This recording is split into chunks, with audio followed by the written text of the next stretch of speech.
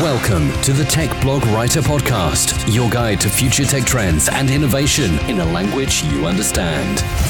Now, over to your host, Neil Hughes. Greetings and salutations and a massive warm welcome back to the Tech Blog Writer Podcast, and a big thank you to everyone that followed this podcast on Instagram. We only set up a few days ago and I think we got 60 followers in just a few days, and must admit, I love seeing the world through your eyes, because I know you listen all over the world, and it's kind of cool to see what you see when you're listening to this podcast. Now, I am the type of guy that hides behind a microphone recording podcasts or a keyboard writing tech articles for a living, but I'm going to make you a promise. If I hit those dizzy heights of 1,000 Instagram followers, I will open myself up to my biggest fear: online video, and let you look behind the scenes of what goes on when I record podcasts using that stories feature. But equally, I understand if you have zero interest in that and are sat on the 7:09 train saying, "Shut up, Neil, and bring on another guest." Okay already, I get the message.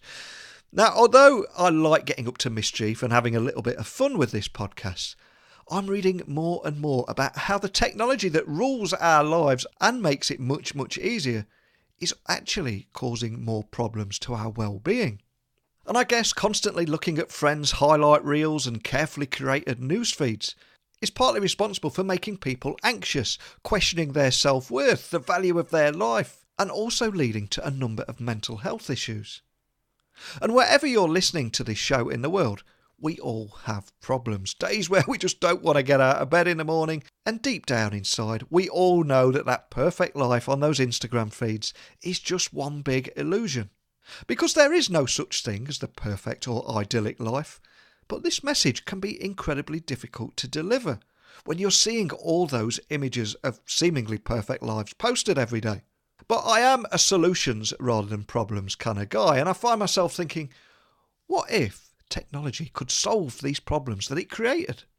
So Dr. Zain Sikafi is the CEO and co-founder of Mynurva, which is an online therapy service that provides fast and confidential access to mental health counselling, all via a live video platform. But as a digital pioneer for mental health services, Zain has been listed as one of the top 10 rising GP stars on Pulse Today. He was also recently featured on BBC World's Talking Business programme, explaining how technologies like Mynurva can help working professionals overcome the barriers preventing them from getting the support for their mental health problems. Now, as regular listeners know on this show, I do love busting myths, tearing down walls, and today let's tear down the stigma of mental health. And I think today's interview is a fantastic story that needs to be shared. So buckle up and hold on tight as I beam your ears all the way to London so we can speak with Dr. Zain Sikafi, the CEO and co-founder of Mynurva. So a massive warm welcome to the show. Can you tell the listeners a little about who you are and what you do? Great. So thank you, first of all, for having me. My name is Zain. I am the co-founder and CEO of Mynurva, which offers fast access to a therapist via live video, confidentially, securely and discreetly. Fantastic. Now, mental health is a huge topic right now, and for a very good reason. And I very first saw you, I think it was on BBC News, talking about this very subject. But can you just tell people listening why you were invited onto the BBC and so many other platforms, and also highlight the scale of the problem that we're dealing with here? Absolutely. So, I mean, my background is that I am actually, funnily enough, a fully qualified GP. And although I've been in tech now for just over 4 years, I still do practice, and I was finding that increasingly a greater proportion of my workload was mental health related. And I'm not just talking about, bipolar or things that would usually be associated with doctors, but I include low mood, stress, anxiety, relationship problems, things that people deal with all the time, things that affect everybody. And the more I looked into it, the more it was a bigger problem. I found that, close to 3 out of 5 GP consultations were for mental health nationally. The Prime Minister's report on thriving for health in the workplace showed that the cost to the economy every year is 99 billion.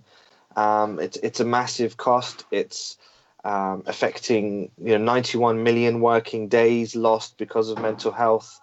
40% of the workforce suffering with presenteeism, when that means people going to work but suffering with their symptoms, and that directly impacts their lifestyles and directly impacts their income. And so these were really massive issues on a full spectrum across the board, from affecting the individual to affecting families to affecting the economy. And so I applied what I knew in terms of enabling that telemedicine type approach, and thought, well, you know what, if we could provide a service that was accessible, that was available to you after 5 o'clock and before 9 a.m., outside the working hours, that you didn't need to go to, that you didn't need to tell your employer about, that you didn't need to tell your spouse and or anyone else, and worry about the stigma, because the stigma really was a key issue, then I felt that was a game changer. And a year on from that, we're definitely seeing that the idea is gaining traction, as you saw in the BBC World interview.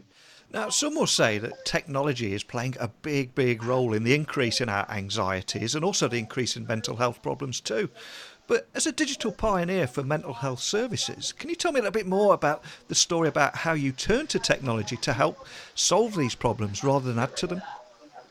That's a brilliant question. In terms of, myself, I think I had to make, back when I started in technology and I first worked in, my first startup, I had to make that mental transition from being a doctor to not just, it's not about becoming a businessman, because it's not about business. It's about using that entrepreneurial approach to solve a problem and getting that product market fit. So I really believe in the lean startup methodology, because what you're essentially doing is you're saying, right, this is the product. Now, my users, my people that I want to benefit from this product, show me and tell me what works and what you want. And iterating, quick enough to be able to demonstrate that your product is incorporating those features that are going to work. It's like having an iPhone or an Android phone. When you download the latest version of a software, you're not worried about it being 100% the thing that you're looking for. There's going to be updates, there's going to be improvement, there's going to be bug fixes. So we listened to our audience, we listened to the users. We knew that stigma was a real issue. So we made the service discreet. We made it so that, you didn't need to download anything. You just click on a link and you're able to see the therapist. We knew that timing, accessibility was a problem for our users. So we said, right, let's blow that open. Let's make this available to 11 p.m. at night. You don't need to be in an emergency to access a therapist at night, because at the moment on the NHS, unfortunately, the only time you can get therapies from 9 a.m. to 5 p.m. After hours is just for emergencies. We wanted to blow that concept open because of what our users were telling us, because they were at work or they were doing, attending to their children. That they wanted to speak. Working mothers wanted to speak to someone after the kids had gone to bed. All those types of things. And we also knew that the cost was an issue, and that's why we were able to build it all in, so that we had a product that was what our users wanted. Not a product that we thought that they would want. This isn't us imposing, something that we think will benefit. This is something that we've over this last year, we continuously build in improvements, from the color scheme to the type of interface to the way the therapy is done. Always continuous improvement. And so many of the scenarios and problems that you just mentioned resonate with so many people listening. So Mynurva is an online therapy service that provides fast and confidential access to mental health counselling via a live video platform. But can you tell me a little bit more about how it works and how easy it is for users or anyone listening to get up and running? And more importantly, easy access to the help that they need. Well, it's super easy. You just go online, you click a time that you want, and you pay. And after that, at the time that you want to see your therapist, you simply click on the URL that you've been sent via the email. It'll open up a browser in the window, either on your phone or your laptop or your tablet. Easy as that. Now, mental health is a big umbrella term. So I've got to ask, I mean, what kind of conditions do you support on and treat on the Mynurva platform? Well, I mean, that's a really good question. So, I mean, it's anything from low mood, depression, anxiety, post-traumatic stress disorder, and including now we've recently had partnerships with companies, and a lot of companies want us to work with their employees, helping them who might have been on long-term sick due to stress or mental health problems, helping them get back to work. So we cover that whole spectrum. We offer our therapists offer gold standard therapy that we know works, that medically is proven to work. It's not just, I mean, counselling and mindfulness are very important, but in terms of the literature and the scientific evidence base for a lot of these problems, cognitive behavioural therapy, psychodynamic therapy, and the other examples, depending on what condition or problem, are gold standard treatments. We know that, and we've seen that our users do get better. That's the key thing. They do get better. They get back to where they want to be. And you know what? Because of our open access approach, they can speak to us if they just want someone to talk to. Because they're going to see, we want to ensure that our users get to see the same therapist as often as they want. So they often build up a relationship with that therapist. So after 3 or 4 sessions, they might feel better. At 6 months' time, they might just feel a bit low or a bit more anxious than usual, and so they'll say, hey, can I speak to that therapist again? And they have a chat and touch base at where they are. That type of approach we've seen has worked, and that we don't just see you when you're unwell, quote unquote, but we also see you when you want to be seen, because we know there are times that you might just want someone to talk to confidentially, and who understands you, who knows where you've been and knows where you want to go. And that's the core and the essence of our approach. And I love what you're doing here, because I think for many people listening are battling their own demons. The very notion of actually booking time out of work and sitting in a waiting room and going to see someone can be just as daunting as the problems that they're battling with. So I'm curious, what kind of feedback have you received from users? And by that, I mean the people that are listening that just want somebody to talk to and have signed up to you guys, and equally workplaces that don't know how to deal with this new situation. And are there any use cases, example of feedback stories that you could maybe share with us today?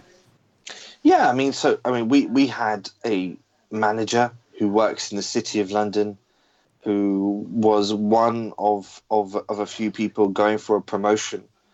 And, whatever we say about, workplace confidentiality and so on and so forth, he didn't want his employer to know. He didn't want to use the luxurious well-being program that his employer had paid for, because he was in that circumstance. So, and equally, he didn't want to go to a physical appointment, because that means the travel time, the half an hour it takes to get there, the hour or half an hour in the waiting room, the hour appointment, the half an hour to get back. And so he was able to use our service in the comfort of his own home in the evening, I think 4 times, and, get to that stage where he was able to deal, with the issues that he was facing, and get back to a place where he wanted to be. And that was fantastic, because it's not, unfortunately, the stigma and those issues does exist. But it's not just about stigma, it's also about comfort. These are private, deeply personal issues. If I'm having a similar example, I could talk about sexual health, for example. People don't go around talking about their sexual health. So it's similar with mental health, unfortunately, the way it is, where we should be talking about it, we should be open about it, but people just aren't. And so what we do is we say to employers that we work with, or the users that we work with, hey, don't worry about that. We'll take care of that side. We just want to offer you fast access to high quality therapy whenever you want it, 7 days a week. Don't worry, we'll do the heavy lifting. All you got to do is turn up. And so those kinds of responses from working people, equally kind of working mothers, has been a really big success for us as well, because they want to manage things around their lifestyle, and with kids, and it can be even more challenging because you've got to work around their bedtimes, and often their partners are working late. So we've been able to structure our service so that we work around those times. And that's what we want to do. We want to enable that flexibility, enable that access in the best way possible. And I'm glad you highlighted that, because mental health issues are becoming a big, big issue in the workplace. And in my experience, many businesses are not prepared or even sure what they should or shouldn't do, and are completely unprepared. So how do you recommend dealing with mental health issues in the workplace? And have you been approached by any companies or organisations who are interested in offering your services to their employees? Yeah, so that's a very good question. It's tricky because, to be honest, in my opinion, I don't think offering employee well-being programs, or employers offering appointments to mental health, or paying for them through a type of service which they are directly administering will work.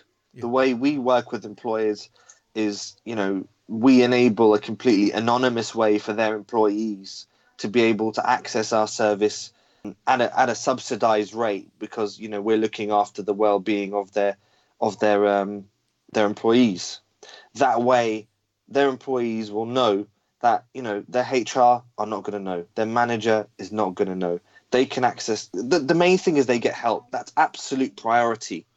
We're not doing this at a level in which we want to make everything secret.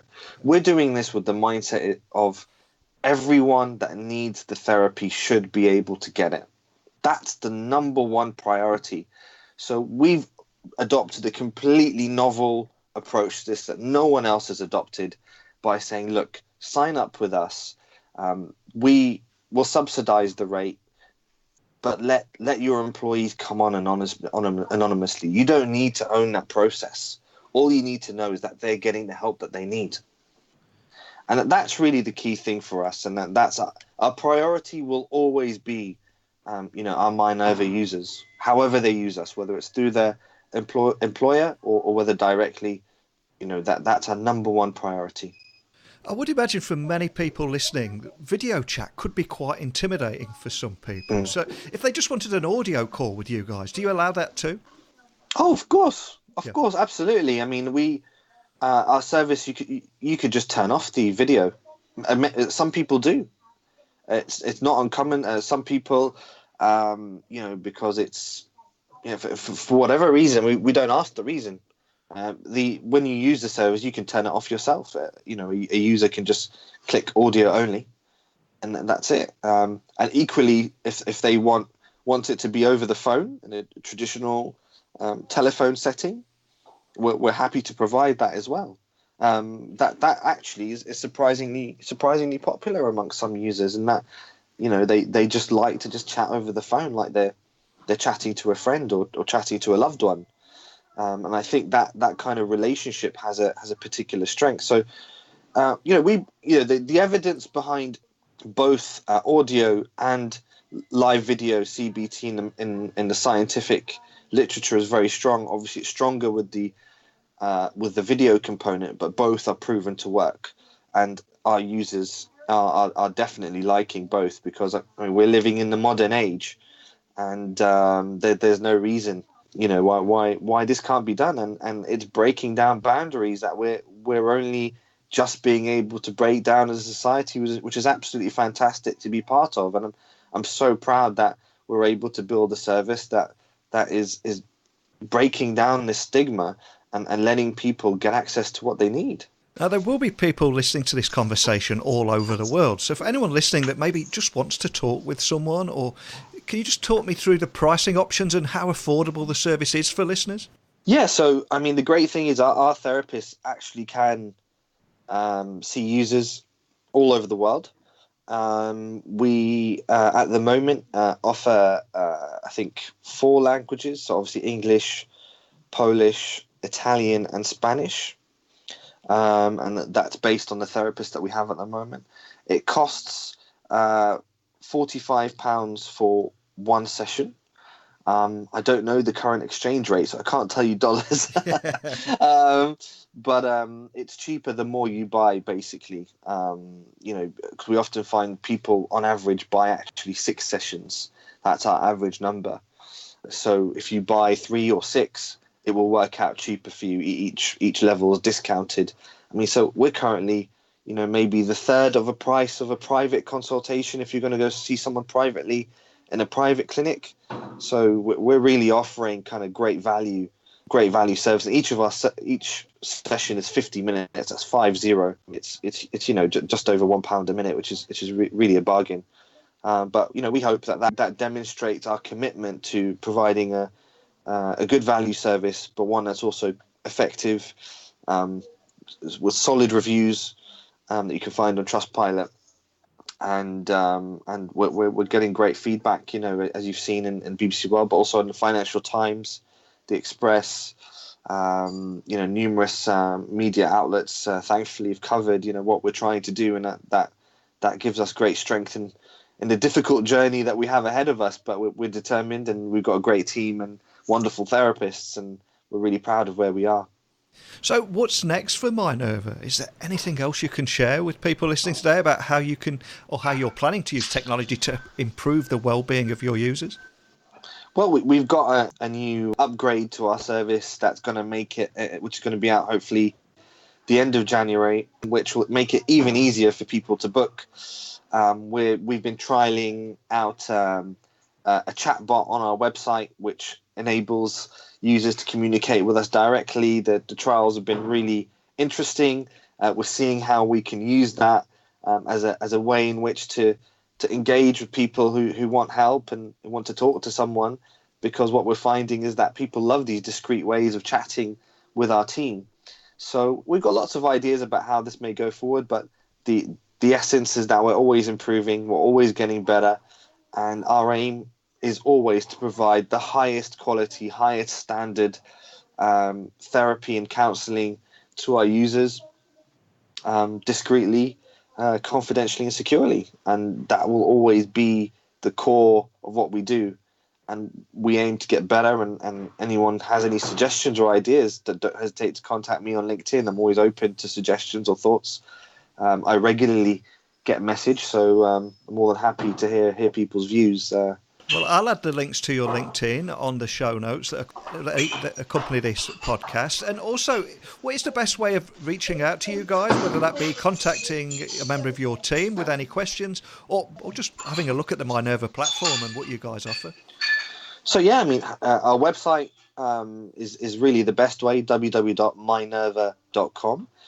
Or if you've got any questions about the platform or ideas about how we can improve or thoughts, just contact me on LinkedIn. More than happy to respond to requests, or contact us if you've got a question about the service.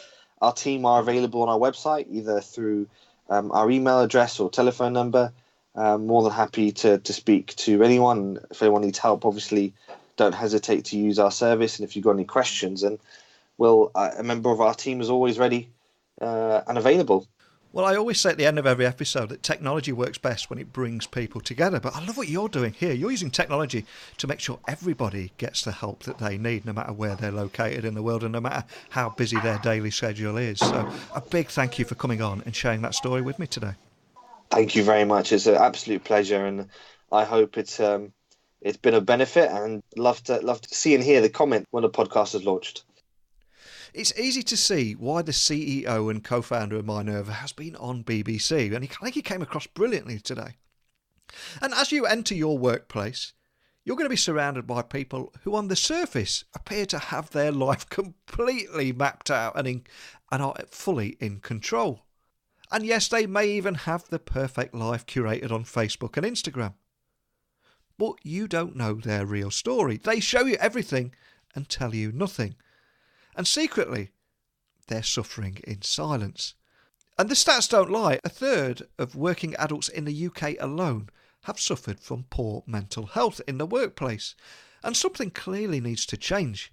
So if you're listening to this episode, dealing with your own demons, and feel like you have nobody to talk to or anybody that genuinely understands what you're going through, just promise me that you'll seek help and a friendly voice, whether that be looking on the Mynurva website or ringing a free helpline such as the Samaritans. There's always help out there. And I think today's episode is quite poignantly after CES, because CES has now come and gone, and today's interview perfectly highlighted how technology works best when it brings people together and solves real problems.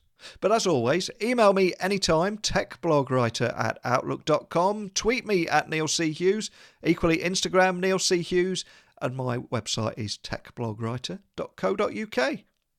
And remember, you are never alone.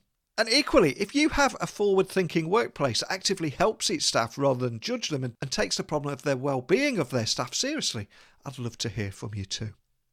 So I'll return tomorrow with another great tech story, but a big thank you for listening today.